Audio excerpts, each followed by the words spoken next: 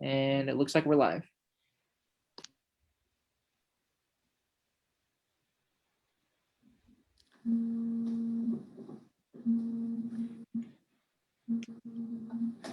Okay, so we get started.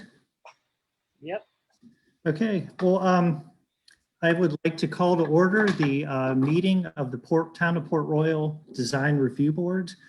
My name is Robert Merchant. I'm the chairman of the board and also a Port Royal resident of 10th Street. We go around the virtual room. I think we might have some new members and introduce ourselves. Yes, I'm new member Kit Bruce. I live on 9th Street in Port Royal. Okay, Richard Beasley, Port Royal resident, live in Willow Point in Port Royal. I'm Tom Rhodes, architect. I live across the river in Ladies Island. all right. Buddy Brown, I live in Port Royal.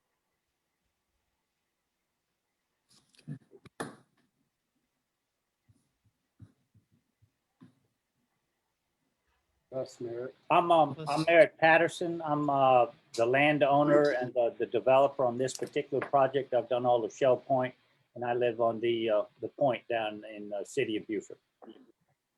I'm Fred Burketto. I'm with Mungo Homes, and I live over in Okatee, South Carolina. And we are the builder. We are the builder at currently the builder at Shell Point Farm. And just for clarity, I do all of the land horizontal work having to do with the subdivision of the land, water, sewer, utilities, and the pad. And then Mungo Homes and Fred does all the vertical construction, which is primarily the subject of this meeting, but they're related. All right. All right. Well, thank you. First item on the agenda is approval of the minutes of the April 1st, 2021 meeting. So everyone had a chance to review the minutes. Is there a motion to approve? I make a motion To to approve the minutes. Okay, there's a motion. Is there a second? I second it. All right. A motion's been made and seconded. All those in favor, why don't we raise our hands? I think I see everyone. All right, that's unanimous. All right, on to the main item on the meeting. It's a preliminary review of the townhouse project at Shell Point Farms, located on Savannah Highway and Great Bend Drive. And I guess this is adjacent to the Shell Point Farms subdivision. Owner Shade Tree of Beaufort, which is represented by Merritt Patterson, and the engineer is Carolina Engineering Consultants. And I'd like to start out, Linda, could you give us the background on this project? Yes. So the site is along Savannah Highway. You're right, Rob. It's just in front of the Shell Point Farms subdivision that is in phase 3, I think, Fred. They're building over there. They built 1, 2, and have started phase 3, which I believe is the final phase in the single family portion of it. The property is zoned T. Perhaps we should understand that all of Shell Point Farms is in a zoning designation and under a development agreement that was penned in 2000, 2001, 2002. So all of that land back there, although it's being developed today, it is being developed under a code circa early 2000s. So it's a little different than the code that we have in place now. Back in those days, we had zoning designations like mixed use 1 and general residential and general commercial, et cetera. Now we have transects and we have form and architectural standards on any zoning designation. Any property that's zoned T4 and above carries architectural standards with it. So just a little background there. Property that we're talking about this evening is Zone T4 Neighborhood Center Open. The proposed use, dwellings, multifamily development, is a permitted use. And the townhouse building type is a building type that is allowed in T4 NC Open. We would like to point out to you the reason that we are here with the Design Review Board is because as strictly interpreted, the code and this project miss each other on the following points. Under specific to zones, T4 Neighborhood Center requires parking to be. I'm sorry if you heard that. There you go. Don't know where it came from. Requires parking be set back 40 feet from the front property line. It also requires that the ground floor finished elevation level for residential development be a minimum of 18 inches.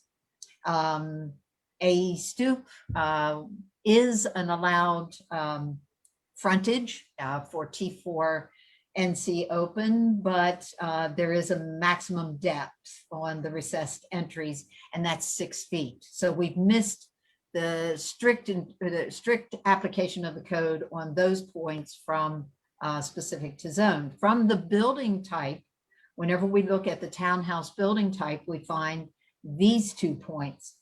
Parking may be accessed from the front only when there is no adjacent alley or side street. That does seem to be the situation that we're in here. When access from the front is provided, it shall never be for individual unit parking, but rather for access to rear parking for multiple units shared via shared drive. And further, there's a statement in the code, tuck under parking shall not be visible from the street. So it's, to summarize that, all of that gobbledygook there that I just gave you, maybe through the presentation, we can understand from the applicant, where is the street? What is the street that we're addressing? Is it Savannah Highway? Is it a new internal street? Is it perhaps, something in between that that you're asking us to look at here? Mr. Chairman, I'd also remind everyone that we got a message from the town architect, and he isn't able to come into the meeting this evening. So we do have a report from him that I passed out to everyone. And that's all I have. I'll be glad to answer any questions that I can. Yeah, Linda, could I ask one brief question? We refer back to the development agreement in early 2000s and the code that was in being enforced or applies since then, I guess. Yeah. But we're talking about T4 neighborhood centers here, which is a part of the form-based code, the newer code, as I understand it. So are they being held to the, it looks like they're being held to the T4 neighborhood center. Is that supplanting the original code under the development agreement? I'm just a little confused here as to what the governing documents are in this. Okay. Bottom line, it is being governed by the T4 NC Open because this property is a recent acquisition by the group, and consequently has not gone, the owner has not gone to council and amended the development agreement to fold these parcels and this acreage in. So we're under the modern code. Okay. So that's the space between Shell Point Farms and Savannah Highway That is is what we're talking about that, and that is a separate parcel from the development agreement. correct. Okay, Yes. so- Thank you. Yeah, Linda, just to be clear too, it's you turn in the Shell Point entrance to get, you would turn into the Shell Point entrance to get to these units. So it is part of the main entrance in the community. And when you turn in, there are 2 curb cuts on each side that would access the road to get to the townhome units. Yes. And just a Any little bit, additional questions for us, for Linda?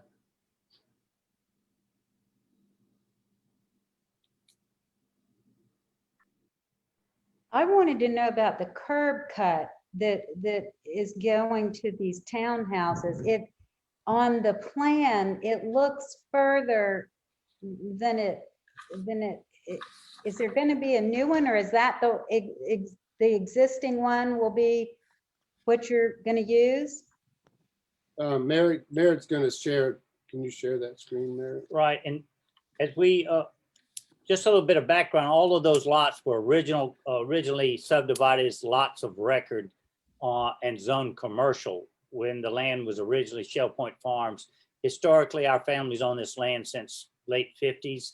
My uncle Ed Pike was the original developer. My aunt Vivian Causey was the original purchaser of that from the 20s and 30s. Long story short, a lot of the existing roadway existed from that day, and we've just built over the top of that existing blueprint. And I'll show you if I can on this. This is a recent aerial photograph. Did you share it? Let me make sure I'm sharing here.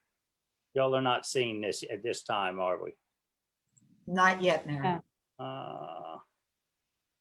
We've spoken about the elephant, so. Let me see if I can pull up that drawing again. I always have trouble with this. I have to click this. Yeah, go to your desktop. All right. And now, Can y'all see that now? yeah. Aerial photograph. Yes. This is the existing driveway as it has existed since about 1935 or thereabouts. And when we come in, there are 2 existing driveway cut-ins right here where my cursor is. Mhm. I'll try to make it slightly larger, because originally we were going to put commercial buildings across the front here. As the properties developed about down at Broad River and down at the other main intersection with Food Line is, there really wasn't in a need or want or desire in the market to have the commercial building stuck out there. And Mungo thinks there is a market for these townhouses. So we originally had the driveways you see right here and right across the street. In the new plan, in order to accommodate the setback, to leave a buffer, put in the houses, and then have a streetscape, and also tie in utilities, this driveway is going to be moved about 20 feet further into the project. And you'll see that in Linda's package, and I have a more detailed drawing of it. So the 2 driveways there now will shift in this direction about 20 feet.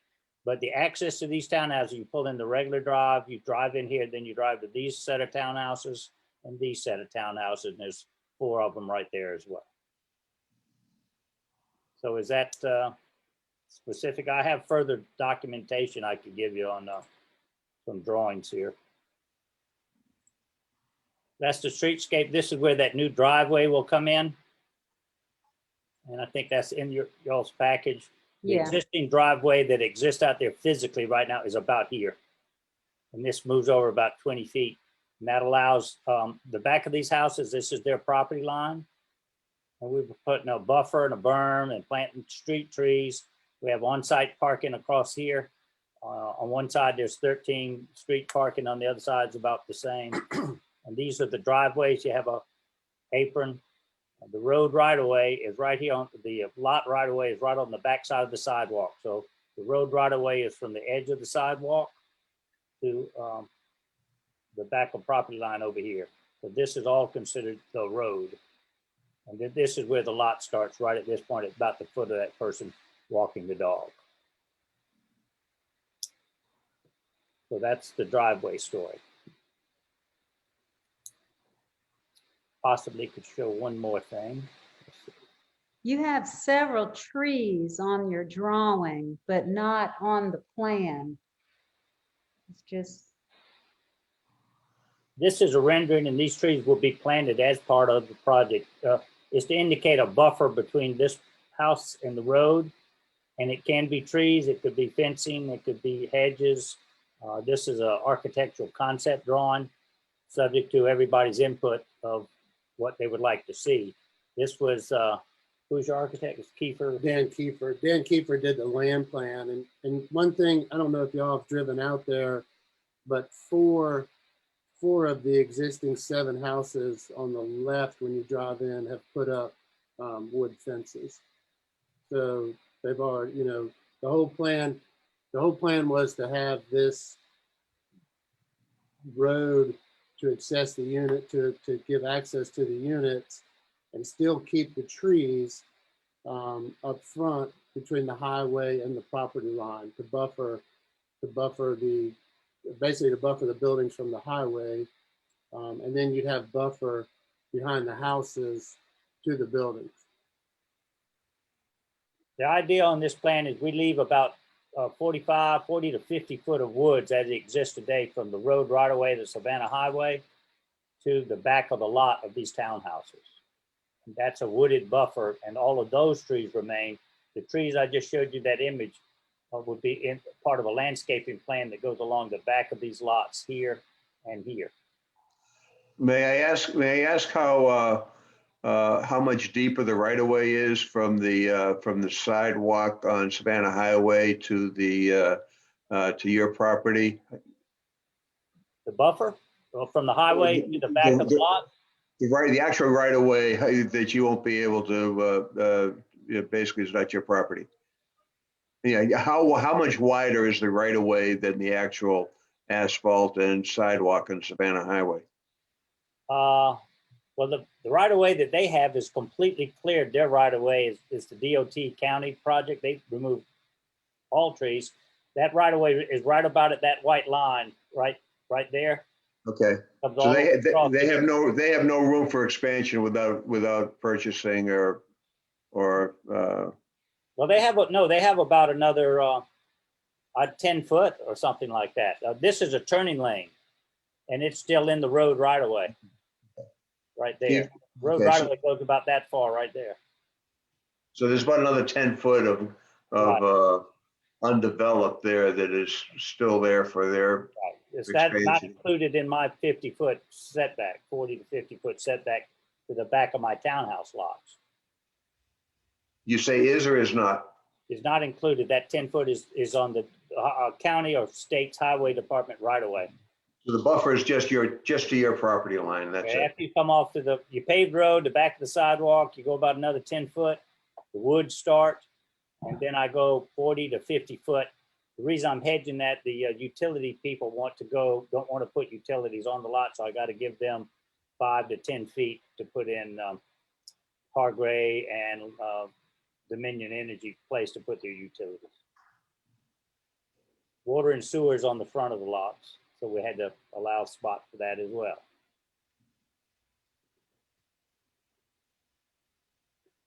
Let me see.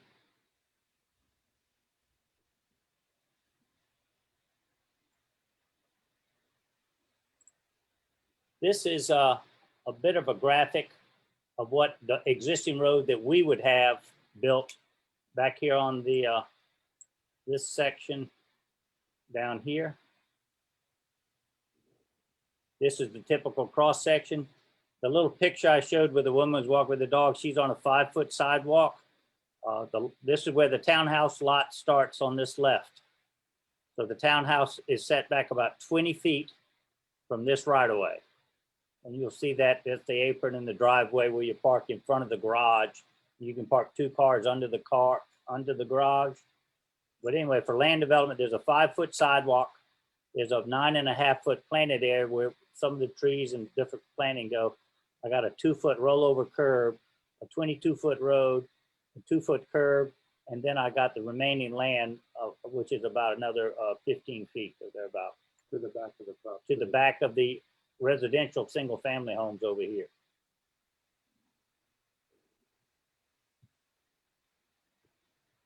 So that's about a 20, 30, 40-foot road right away.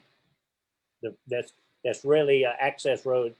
And also we park in on-site parking over in this area in some areas. Sometimes this is landscape, sometimes it's parking for the visitor parking. So at max loading, you could have 2 cars in the garage, 2 cars outside, and 1 guest parking across the street.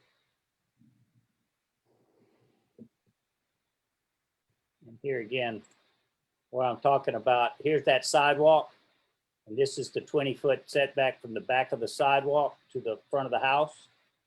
And there's a 5-foot sidewalk, 9.5-foot buffer area, 22 feet of road, and then the remaining land, which is 10 to 15 feet, enough to park a 9-foot wide parking spot and still leave landscape areas.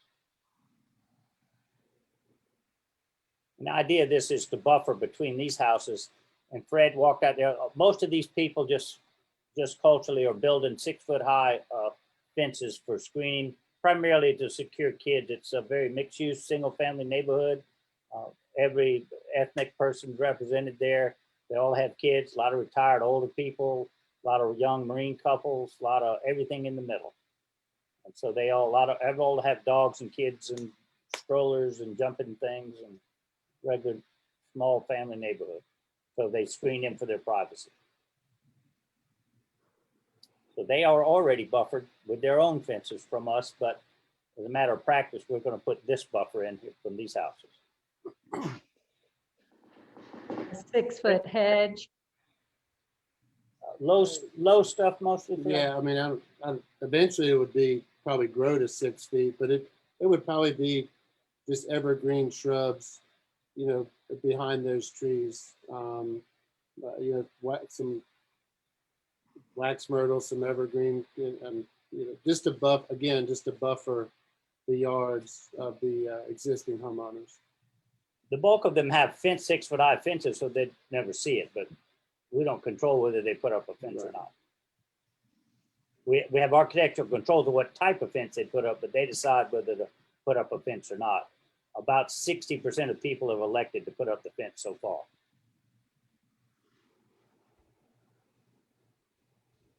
All right, do we have any other questions for the applicant or for staff regarding this project? Yeah, I did.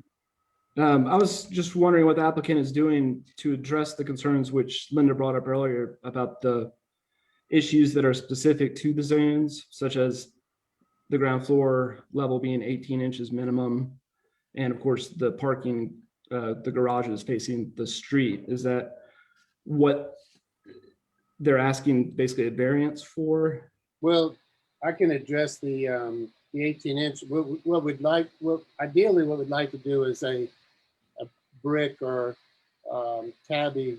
I call it a curtain wall. So, you know, on the exterior, you come up 3 feet with that hard surface veneer and then start the hardy plank. And you can kind of see that in the renderings of the buildings. If you look at y'all should have a colored rendering of the buildings In your package, in your package. Yeah. I don't know if this is what he's in reference to, is that particular rendering. Y'all should have that in your package, colored version. So ideally, that's what we'd like to do on that. And then on the front load garage, I mean, really, you know, that's what I guess we're asking for a variance on that, because in order, if you wanted to turn these around, you'd have to you would be removing all the trees between the highway and the community. So what we tried to do is make the access from the road. When you come in the neighborhood, you turn right or left, that's your access road, and then you turn into your driveway, and you can park, like Merritt was saying, they're all 2-car garages. You park 2 cars in the garage, 2 cars in the driveway, and you also have off-street parking for guests. I need to remind the boards, this is not a variance. That variances go to the Zoning Board of Appeals. basically what we're reviewing are changes or, modulation of the architectural standards where we see that strict adherence to the architectural requirements would actually impede a project, or, where they're wanting to, kind of modulate from them to do something that is above and beyond, what the architectural requirements allow. So this is not a variance, we're not looking at hardships. We're looking at, is this, application of the standards actually producing a better project? Meeting, I guess, meeting the intent of the architectural requirements, even though they might be varying from some, the specifics in the code. Mr. Chairman, if I could, that's a very good explanation, and thank you for guiding the board with that. I think that two key phrases have always come to mind as we've had to look at projects like this. The code doesn't always fit when we've got site-specific issues.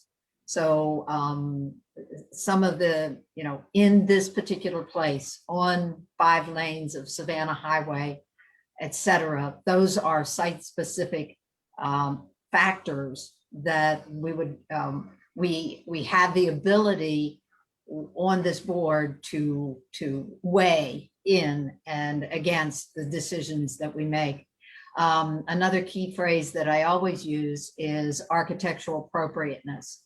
The code is written, it's a well-written code, but it doesn't anticipate, it cannot, no code can anticipate every real life situation that a community finds itself in.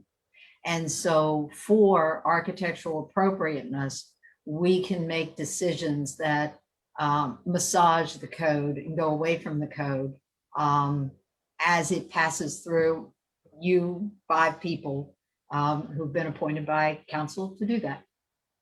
Thank you.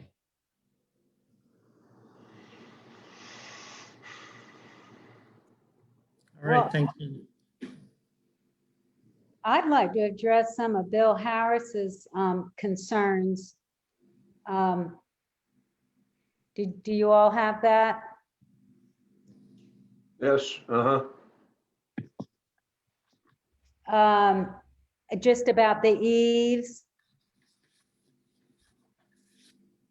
We're not in possession of that, but we'll be glad to make an attempted answer. We don't have. a Okay, copy of that. Just give us one by one. We can give you an answer if we. Okay, before we try that, do you have access to your inbox, either one of you?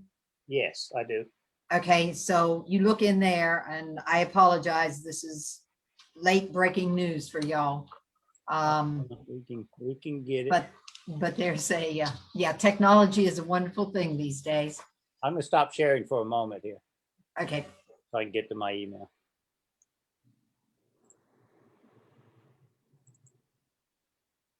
All right. Whoa. Exciting.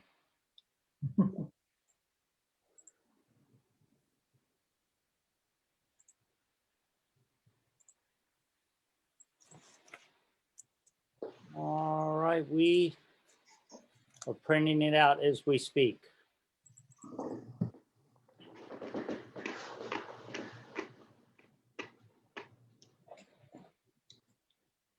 Does he really have 5 pages of comments here, or there? no, You've got the package there. I see. No, he's just highlighted some of his comments on.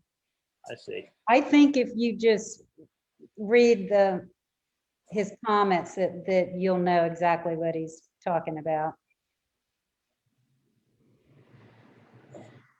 You've addressed D. I'll give you. Yeah, we can give some answers to these. Do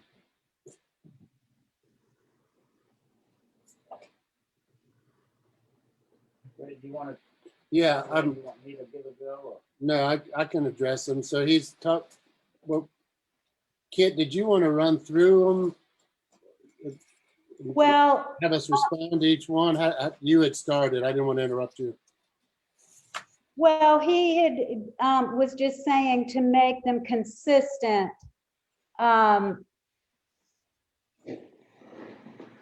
Either closed or how do like slanted? I don't know. And it looks like on the sides that they're different. Yeah, I think I mean, typically we do a boxed, we would do a boxed eave. But looking at slanting the eave on the gables, I guess we'd have to just, I think that Bill's concern was just that it's a detail, the pork chop detail is one that kind of reads as a production house. And okay, is looking for something that matches the low country style a little bit more with what historically had been done here. I got you. That's, that, I mean, not quite exposed tractor Can we tails, but something that leans towards yeah, that. Linda, can't you provide them a copy of what Bill Harris says? we have it. We printed out all 5 pages in color. We got it. And Tom, thank you for clarifying. I see what he's talking about now in the elevation, and that can be changed.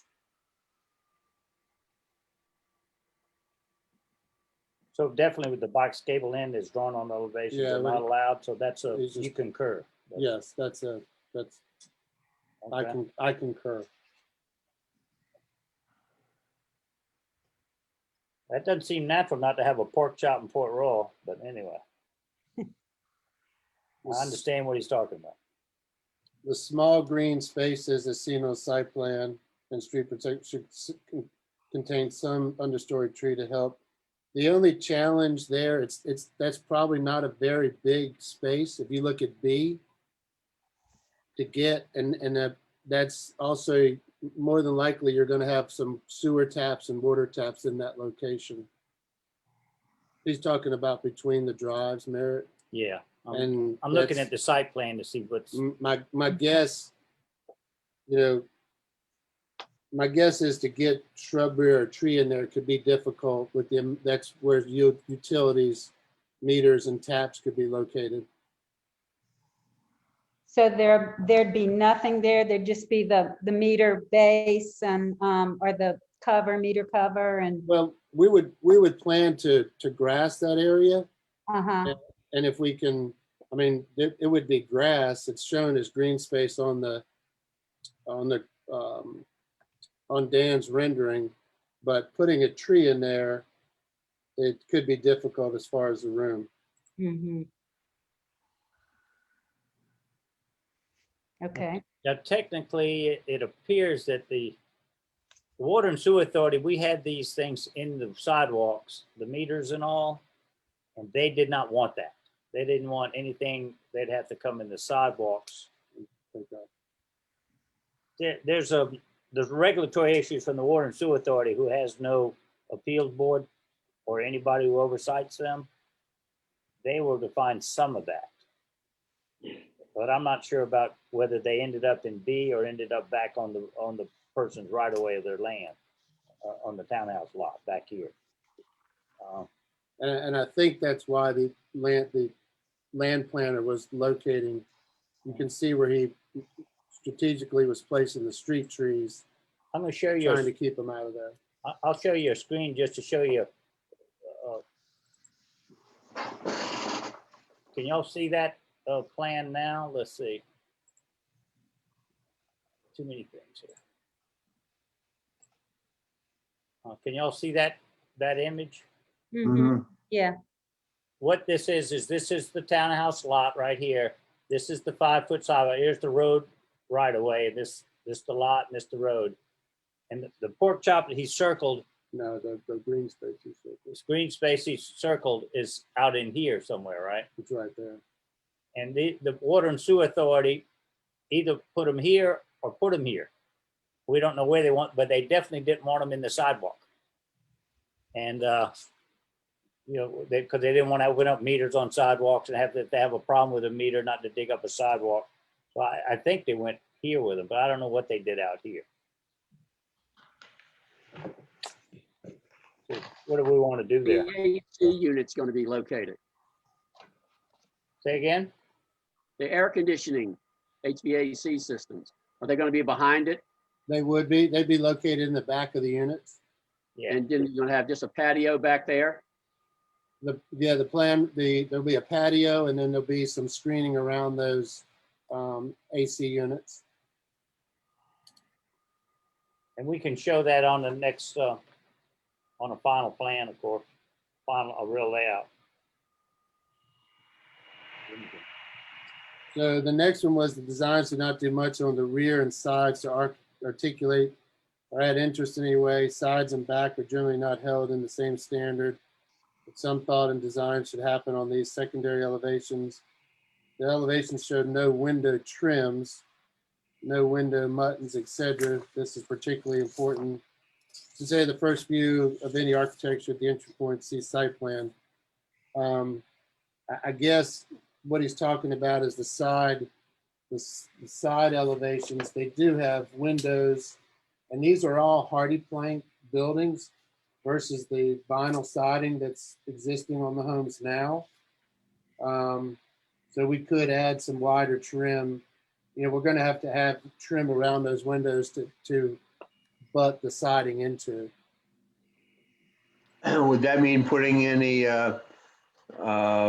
drip caps or sills in there too, or just plopping a window in? Well, we picture frame the windows. We try to stay away from the sills because they rot and they're not maintained. You end up getting window rot and damage. There would Board be- members, this is Linda. That would be a departure from the code also. The code in T4 has architectural standards. So when staff reviews details like windows, picture framing is not allowed, and sills are required.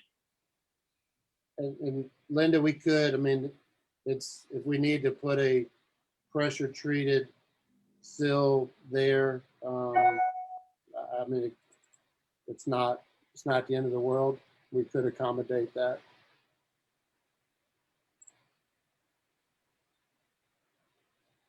Again, I think my interpretation of what Bill was saying is also the kind of the composition of that side elevation, and how the windows align or do not align to one another. And that is you will see that side, and I'm not sure which version of these prototypical townhouses will be used in what location. But as you enter in off of Savannah Highway or when you're driving down Savannah Highway, that will be a very prevalent elevation. So I think the concern is also that there's some sort of composition with the windows, and how that elevation looks as you approach the neighborhood.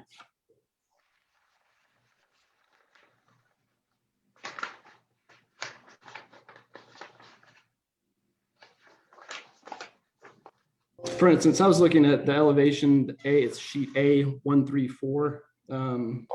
That's the Mandevilla version. Hold on, I'm getting to it. Okay.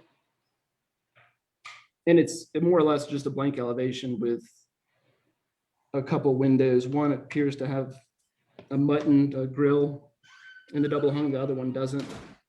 And then they're not lined up, and there's nothing. It's a lot of siding. It's a lot of blank space, I think is my concern. Yeah. The one thought there is we could look at some false windows, which you've probably seen those before, where it looks like there's shutters over the windows just to help break that wall up.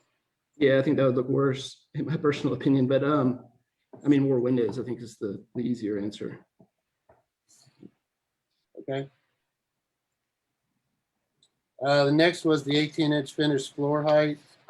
I believe we addressed that with we were talking about the curtain, the brick curtain wall, or some type of hard surface curtain wall. And then the AC units and exterior utilities, they will be located in the rear and they will be screened. more than likely, we would screen those with a, with a, just the white vinyl fence with some shrubbery around it. Or even a live, a living fence.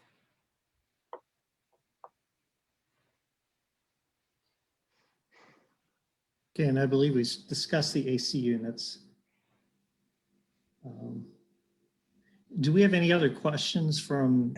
Yeah, but I'm still a little bit confused about the 18-inch. I think, I mean, I know you're gonna have the hardy plank stop short of the ground level, of course, but are we still gonna have on the entryway stoop 2 or 3 steps to get up there to cover the 18 inches, or is this just gonna be, or is this just gonna be a ground level slab in actuality?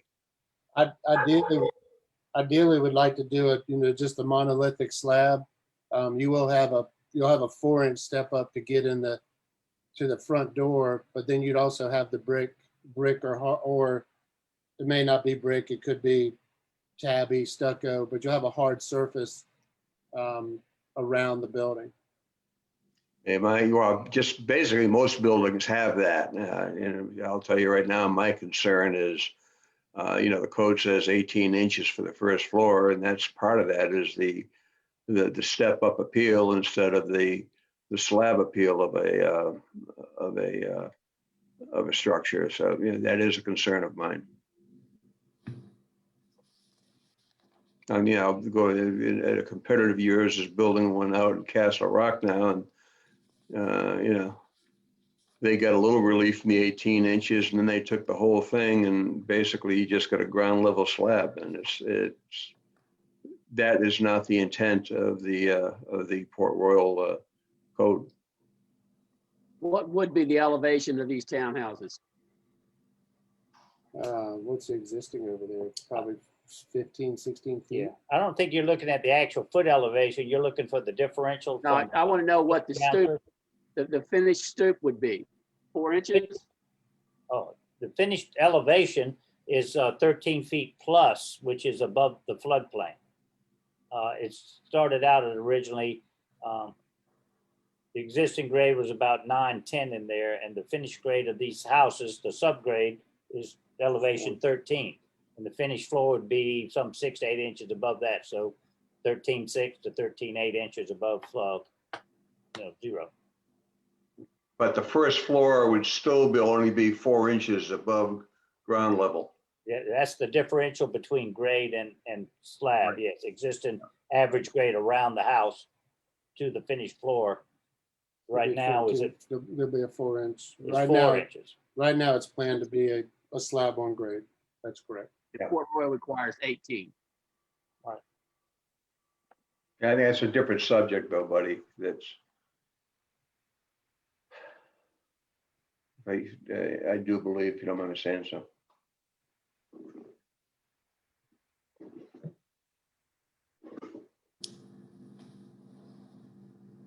Do we have other questions from board members?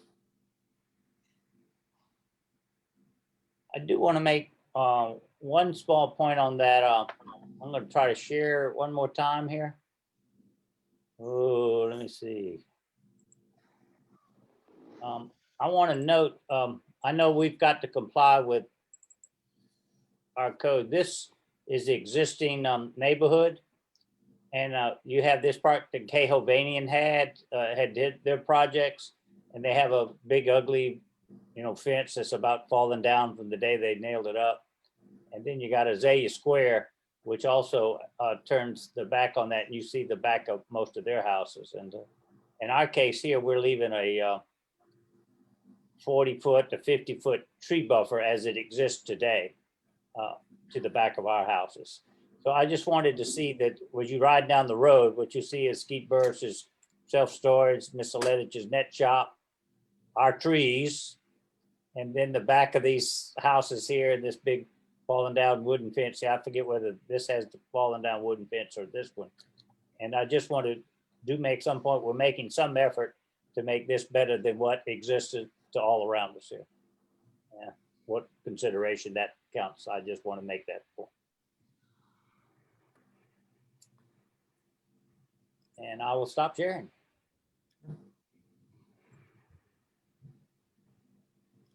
I guess now I'll entertain comments from board members about their thoughts on this.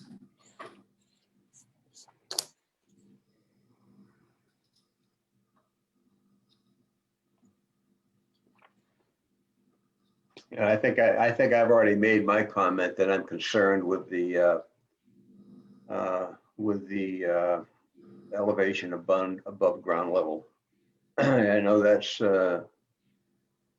somewhat come to be regularly asked for consideration to lower that requirement, but you know, quite frankly, it's I don't think that's a good trend to be having in Port Royal. And I completely agree with you, Richard, on that. And also just the other portion of the tucked under parking, and what kind of precedents we'd be setting as the design review board approving something like that. Basically turning our back on the Port Royal code. I do understand that the lot sizes are small and this is a kind of a special circumstance, but that is why we're meeting, so. I understand they feel like they're doing some mitigation with the buffer. But you're right, that's still, is that mitigation enough to ignore the code? Yeah, that's a good question. I agree with you, Richard, also about the elevation. Yeah, I would say that what we're getting, this submittal is, you know, it strays from what the district requires. You know, the district requires townhouses to face the street, to be up, you know, an elevation above finished grade with a stoop or porch or some sort of public frontage, and parking to be either set back or accessed from a rear alley. And so this type of development is entirely different than what that district calls for. And I think that the fundamental question that we need, and I think this is based on Linda's comments, do we feel that these site conditions are so unique, and the context of this being really at the front of the Shell Point Farms subdivision, that those give us enough, I guess, leeway to you know, modulate from those requirements and really produce a type of development that was, you know, I would say the antithesis of the intent of that district. Not saying that it's a bad thing, it's just not what that district calls for in the architectural and the building types and all those requirements. The other, you know, thing to consider, and I don't know if this is an option for staff, but this really, I mean, what they're looking at is extending the Shell Point Farms subdivision to Savannah Highway, you know, and is there a possibility of expanding the zoning and development agreement to cover that area, you know, so that this could be developed, I guess, in standards consistent with that district? And is that making an end run around the intent of the code, though? Well, I think it puts it in the public, you know, it's what I'm always concerned about is when we're modulating the architecture. You know, I think we had a proposal several years ago where they were wanting to go from 2.5 stories to 4 stories, where we're changing them enough that it's something that is inconsistent with the district. And, you know, what I don't want our board to be is a workaround for something that really should be considered as going to council and saying we want to amend the zoning.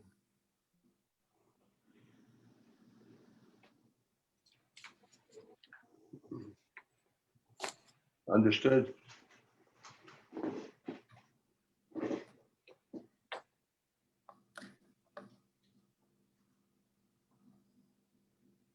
I had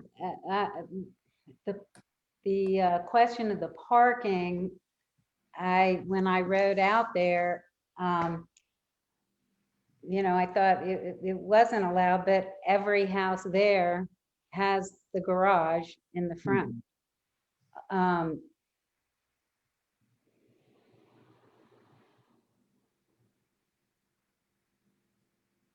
the only way to put it in the back would be maybe to move those forward, the townhouses forward, and have alleys in between them and park in the back. Is that, I mean, if you flipped them, basically, is that a possibility? We looked at, we had obviously a very professional land planner look at 5 or 6 options.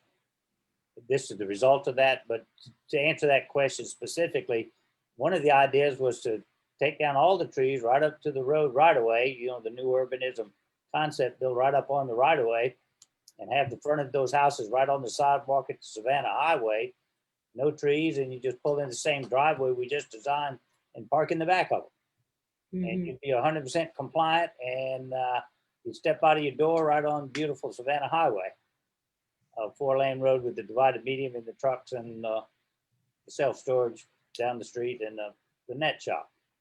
That is a great shop, been there for many years, got no problem with that, but we didn't think anyone would buy those houses like that. And, but it would certainly comply 100% with the townhouse concept, probably at less cost. Because all we do is wipe out all the trees, put the house right on the road, have a little sidewalk to there's already an existing sidewalk. I wouldn't even have to put a sidewalk out there, just connect the house to the sidewalk, park in the back, and off we go. We didn't think that was a good plan given the nature of the existing subdivision, but there were alternatives to do that. We went through that process to pick this one, thinking overall it would look better. The separate issue from the 18 inches above the grade stuff, but there are things we could look at, I guess, Fred, but Well, we went through a professional planning process, and this was perceived to be the best yeah, with its compromises. yeah. I mean, at the end of the day, we want them to look nice, and we want to sell them. You know, having them face the highway, you're not. I mean, I don't think a buyer's going to want to step out their front door right on the DOT sidewalk.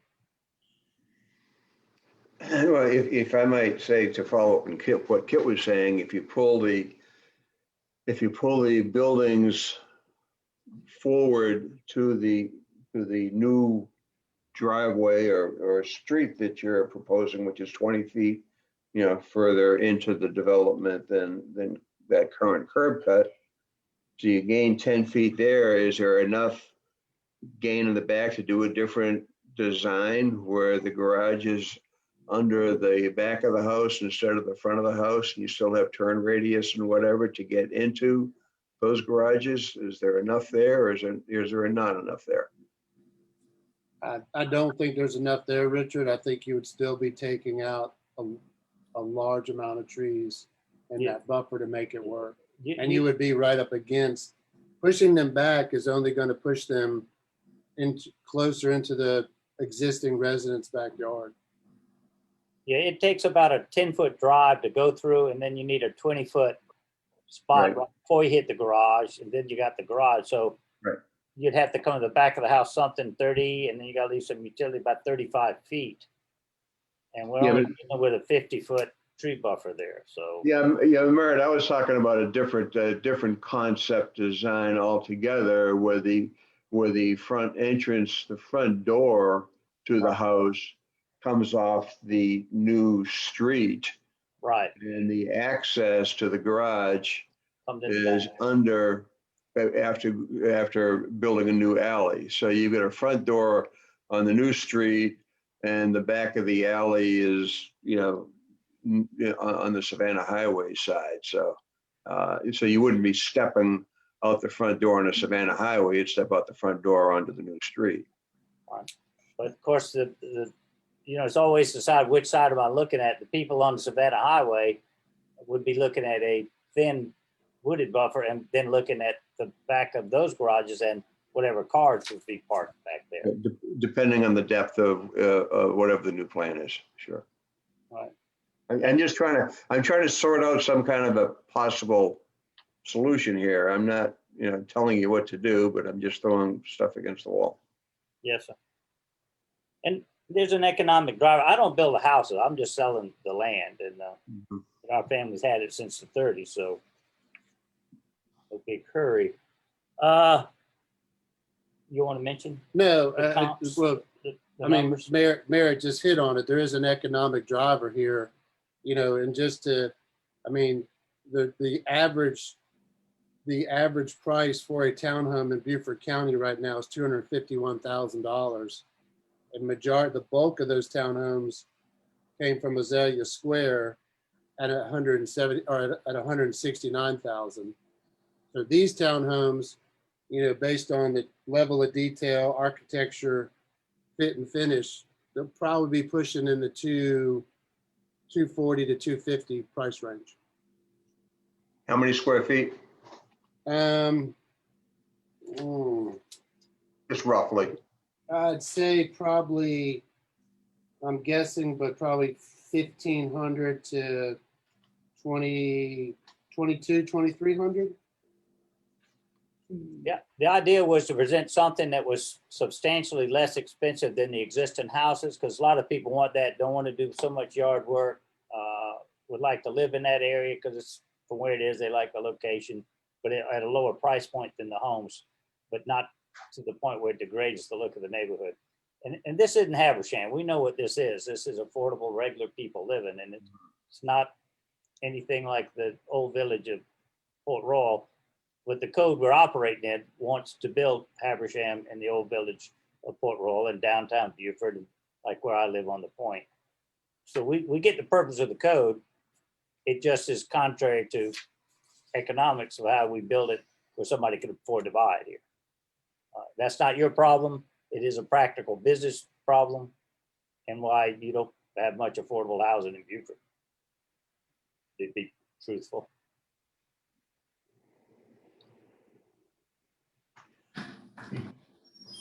All right, what is up, Rob or Linda? I guess what's up?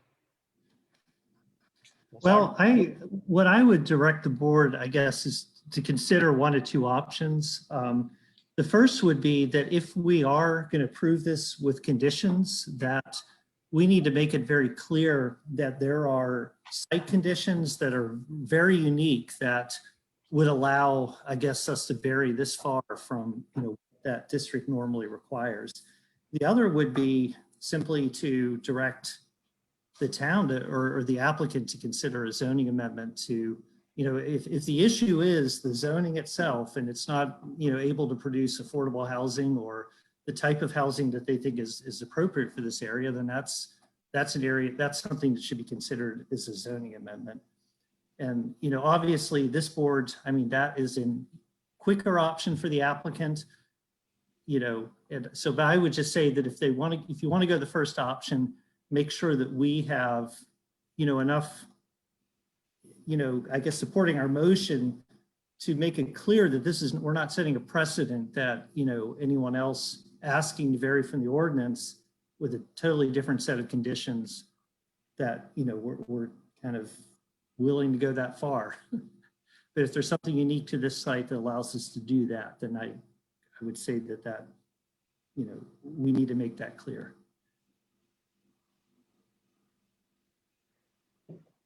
I guess with that, I don't know if anyone wants to make a motion either way, and we can go from there.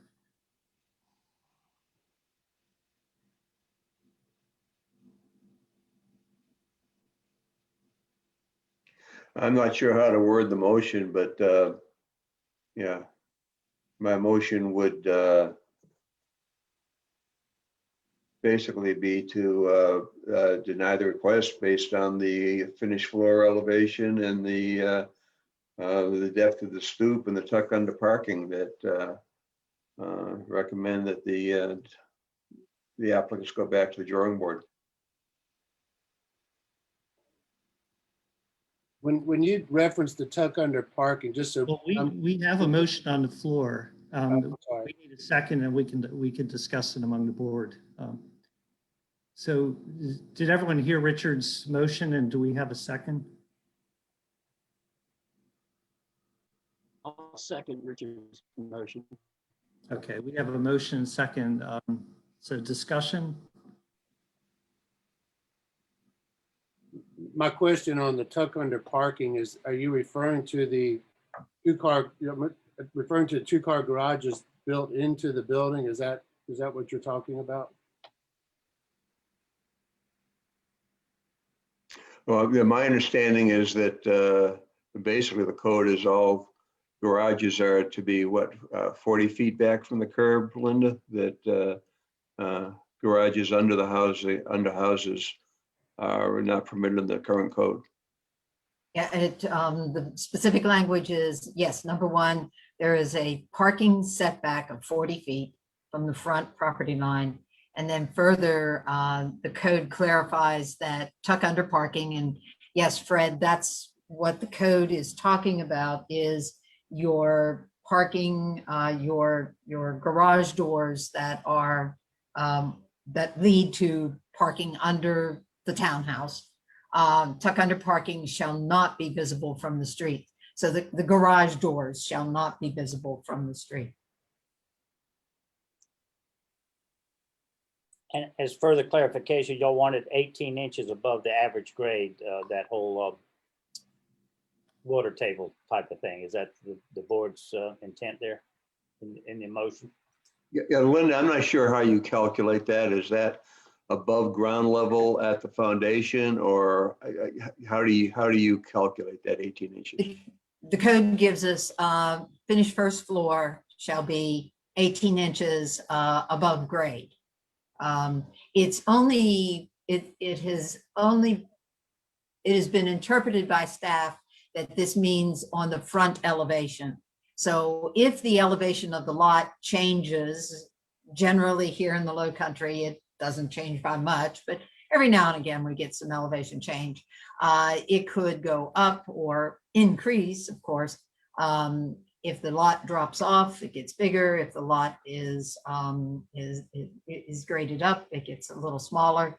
But the important thing that when we stand on the street, we have a structure that is 18 inches, finished first floor, 18 inches above the grade around it.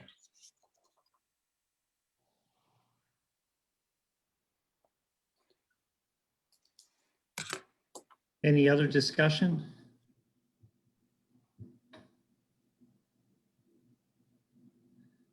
All right, so we want to call the question.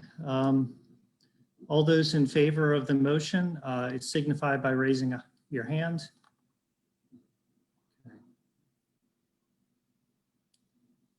Any opposed?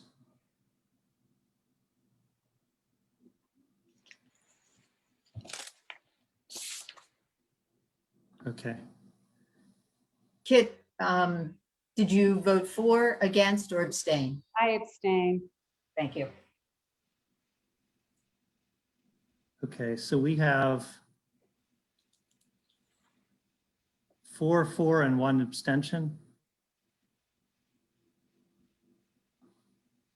And so the motion failed. All right, the motion passes. All right, well, I guess there's nothing else on the agenda, so. I got one last item. It's a personal item for the thing there. Richard, Leaf Webb and I went stripping and caught 268 pounds in a 20-foot boat. Weren't you a shrimper in your day, sir? Me? Yeah. I eat a lot of shrimp, but I've only cast a net for a couple of them off in the creeks. I So, thought I'd heard your name in the shrimping conversation about the boats Yeah. and shrimping. I probably spell it properly using 2 E's. Most Beasley spell it B-E-A. Okay. Well, anyway, there's a famous shrimper around here, and catching 268 pounds on opening day is, we filled out 5 coolers, exhausted ourselves. We sent in a call and got 5 more coolers and a whole bunch of ice, and we ran out of fuel, and we caught 3 more coolers of shrimp on opening day. I wish I was there. I could have helped you devour a few. It was a feast. We were handing out as we came into the landing. We handed out every boat we saw. We gave 5 pounds of shrimp. Oh, that's a And great anyway, day. that's living in the low country. I thought. Yes, sir. We love it, don't we? All right. Thank y'all for your time. We'll be in touch. Okay. Thank you, gentlemen. Thank you, everybody. Didn't leave. Don't leave.